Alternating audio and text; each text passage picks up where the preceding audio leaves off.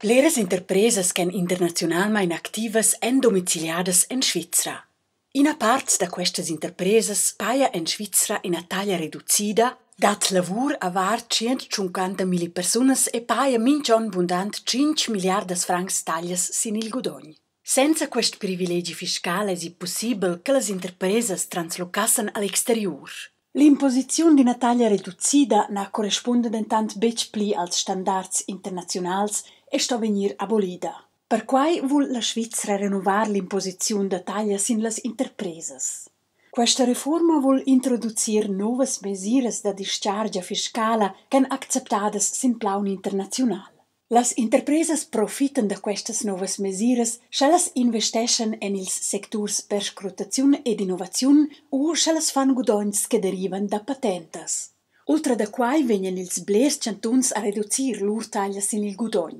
Sco compensaziun survegnan ils chantuns della Confederaziun tut en tut 1,1 miliardas francs. Con las novas mesures resta la Svizra in lieu economic attractiv.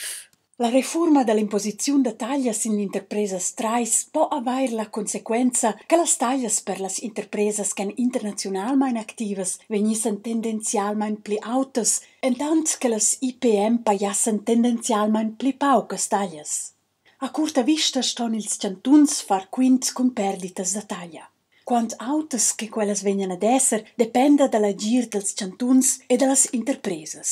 Conter la riforma da taglia sin interpresas trais esi vegni facin referendum. Il comité tema grondas perditas da taglia da 2,7 miliardas francs. Per consequenza spargnassins ter las prestaziuns e la classa mesauna dues pagar taglias pli autas.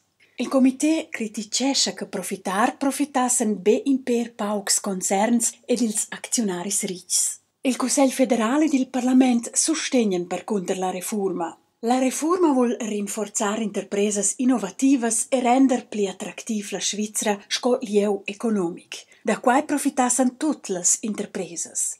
E la procura per plazzas da lavur e beinstar e pocia aggiunar a lunga vista ad entradas fiscalas pli autas. Ed ils chantuns sustegnan la riforma dalla taglia sin interpresas. Il Cussegl federale ed il Parlament recomandan d'acceptar il project da votaziun.